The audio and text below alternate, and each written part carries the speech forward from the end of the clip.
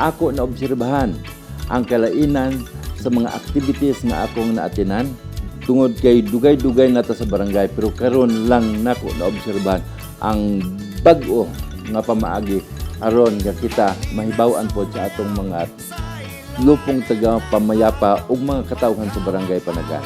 Ako nag-obserbar nga dili lang di ay pinaagi sa ato ang gitawag og mental nga pamaagi nga pagsulbat sa mga problema sa katawhan, kundi kita mismo pod nga maghatag pud ta og mga butang nga diin makatabang sa atong personalidad, sa atong kaugalingon.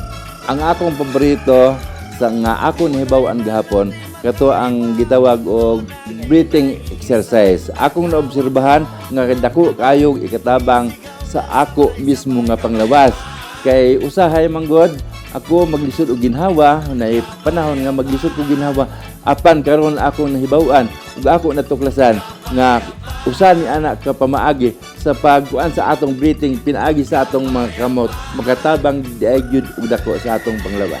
Ang ako ikahatag nga mensahe sa ako na obserbahan, ako gyud pasalamatan og dako ang mga atong facilitator, ang atong gitawag og kaning trainer nga naghatag gyud sa tanan na ilang nahibaw-an para ikatabang sa mga lupong taga pamayapa.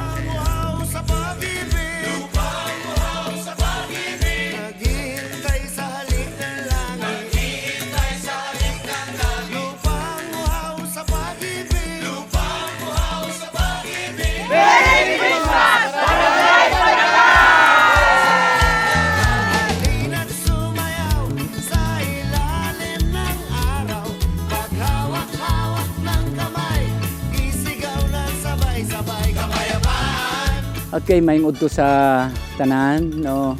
Nagpasalamat ko nini nga opportunity karon.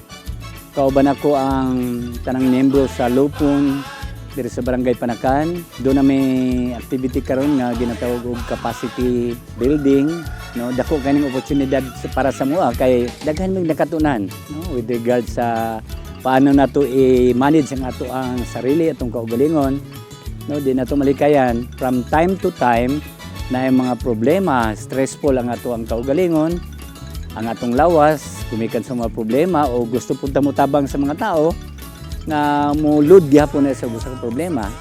So pinaagi ning atong training karon, capacity building, daghan day og mga pamaagi. No, paano nato ipagawas ang atong stress, paano ma-repress ang atong mind, nga diin presko na po ang atong pagpakidulot sa atong isig katao. Labi na gud sa katawhan sa Barangay Panakan. Kami nagapaningkamot po mi, makatabang mi in terms of mediation process. Nag-mediate mi sa mga problema sa Barangay Panakan. Dako po gaya ng learning sa amo, paano na ma-manage sa amo ang kaugalingon. So thank you so much. We are expecting more, no? More learning or expected nga maging happy. Ang pinaka-dako po nga advantage kini nga lugar, happy ang palibot imong makita, no, daghang kay mga kahoyan, presko na swimming pool, bugnaw ka ang tubig, no, mo ni ang usa ka grateful kaayo nga naa mi karon diri.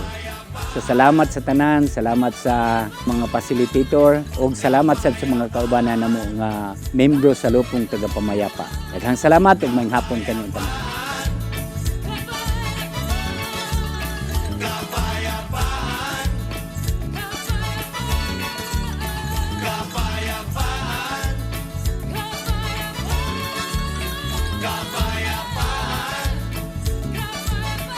One Panakan Laban!